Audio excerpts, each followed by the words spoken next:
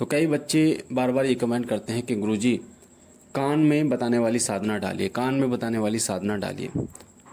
देखिए, जो कान में बताने वाली साधना है, ये ऐसा नहीं है कि एक दिन की कोई साधना आप कर लें और आपके कान में देवी शक्ति बताना शुरू कर दे। ये जो शक्तियाँ होती हैं, ये प्रसन्न होने में समय लगता है और इनका तरीका होता है हर चीज़ का। तरीके से अगर आप इनको मनाते हैं तो ये शक्तियाँ 100% आपका कहना मानती हैं और आपके आग्रह पर काम करती हैं। ऐसा नहीं है जोर जबरदस्ती से, आपके हर प्रार्थना पर कार्य करती हैं। घमंड नहीं आना चाहिए साधक के अंदर, एक भक्त के अंदर। और ये शक्तियाँ इतनी तीव्र गति से काम करती हैं कि आप जैसे ही आप सोचोगे ना और बोलने के लिए होगे, तुरंत काम कर देती हैं।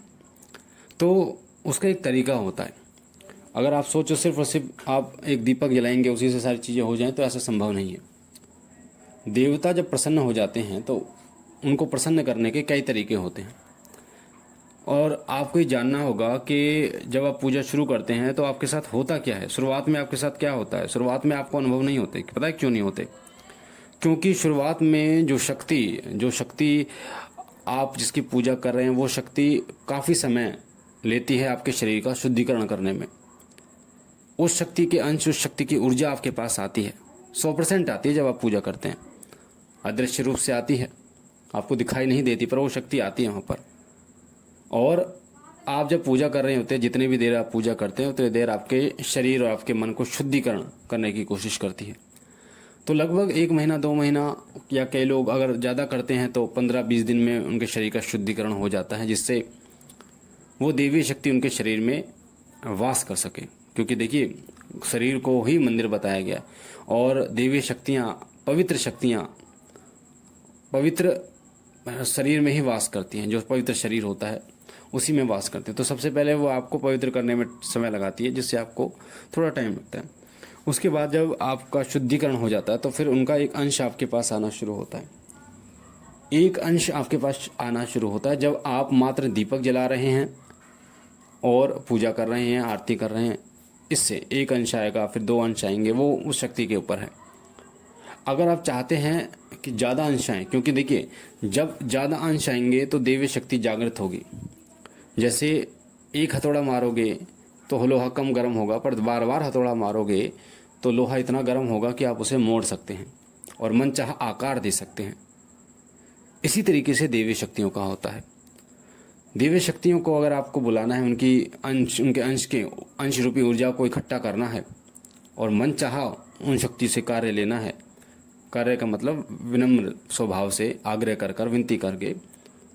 तो आप चाहते हैं कि वो आप जब बोलें तो काम करें, आपके कान में बताएं और दूसरों के बारे में बताएं, तो तभी हो सकता है जब आप उनके अंशों को इकट्ठा जल्दी कर लें। वरना साल 2-2 साल, 3-3 साल, 10-10 साल लोगों को लग जाते हैं। अब ऐसा क्या करें जिससे ये अंश इकट्ठे हो जाएं जल्दी? सबसे पहले आपको दीपक जलाना होगा, आरती करें, ये पहला तरीका। दूसरा तरीका है आप मंत्र जप करें जितना ज़्यादा हो। तीसरा तरीका है भोग दें उनको, अग्यारी पे, कपूर पे भोग दें। मंदिर में भोग जरूर दें, और रोजाना भोग जो सुबह शाम लगता है वो तो है ही है। मंदिर जाएं, उनके आसपास अगर आपके मंदिर है तो वहाँ जाएं उनके विशेष वार पर, और उनका जो सिद्धपीठ मंदिर होता है वहाँ पर जरूर जाएं। साल में एक बार जाएं या महीने में एक बार जाएं, उनके सिद्धपीठ मंदिर में जरूर जाना है आपको।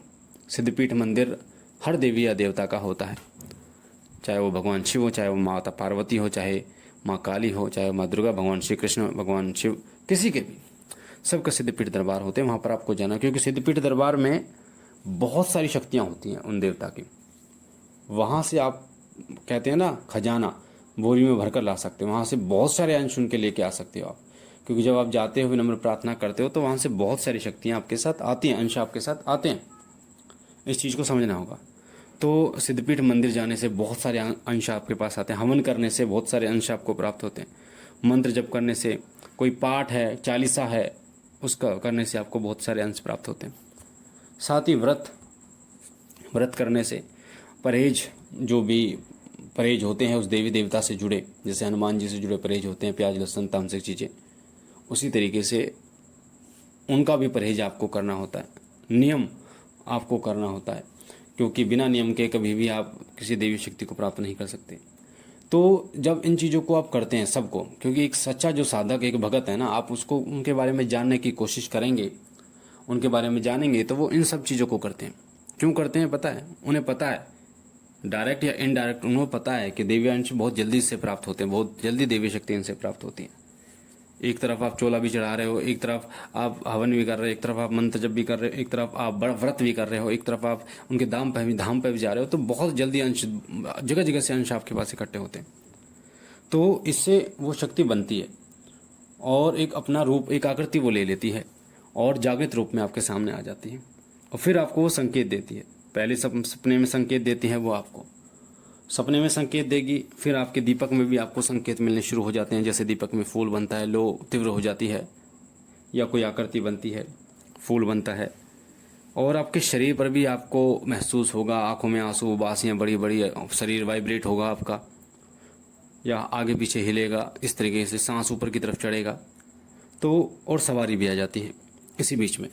तो जब इस प्रकार से आपको अनुभव होने लगे, उसके बाद जब हो सकता है आपको 2 महीने 3 महीने इस प्रक्रिया में लग जाता है, या फिर 5 6 7 महीने, साल भी लग जाता है आपको।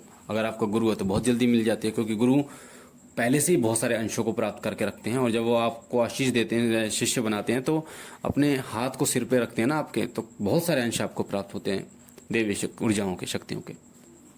इसलिए मैं कहता हूँ कि अगर जिस देवी देवता की आप पूजा करते हैं, अगर आप उन्हीं गुरु की शरण में जाते हैं, जो उनकी भी, जो जिस देवता की आप पूजा करते हैं वो भी उसी देवता की पूजा करें, तो बहुत जल्दी आपको सवारी प्राप्त होती है और बहुत जल्दी दिव्य अंश मिलते हैं, दिव्य दृष्टि खुलती है। तो फिर एक सवारी आने का, फिर एक ऐसी अवस्था आती है सवारी आने के बाद कि आपको शक्तियाँ कान में बताती हैं। जब आप उनसे पूछते हैं तो वो आपको बताती हैं, सारी चीज़ें बताती हैं। तो ये एक प्रक्रिया होती है, एक दिन का काम नहीं होता कि एक दिन में सब चीज़ें आपको मिल जाए, और धीरे धीरे ये सारी चीज़ें होती हैं।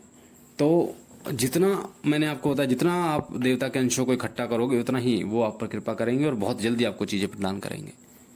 तो मुझे आशा है कि इस प्रश्न का उत्तर आपको मिला होगा और बहुत ही अच्छे तरीके से आपको मिला होगा।